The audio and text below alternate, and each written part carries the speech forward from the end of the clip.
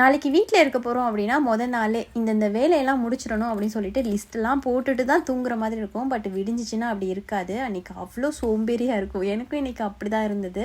காலையில் பிரேக்ஃபாஸ்ட்லாம் சாப்பிடல, லஞ்ச் நல்லா சாப்பிட்டுட்டு ஷோ பார்த்துட்டு தூங்கினா தான் 4 மணிக்கு தான் எழுந்திரிச்சேன். அதுக்கப்புறம் குழந்தைங்களுக்கு கார்ன் ஸ்டீம் பண்ணிவிட்டு அத்தை இட்லிக்கு மாவு அரைச்சிருந்தாங்க. நான் எப்போயாச்சும் இந்த மாதிரி இட்லிக்கு மாவு அரைக்கும்பொழுது அதுலேருந்து கொஞ்சம் மாவு எடுத்து பால் பணியாரம் ரெடி பண்ணுவேன். அதுக்குன்னு மாவு தனியாக ஊற வச்செல்லாம் அரைக்க மாட்டேன்.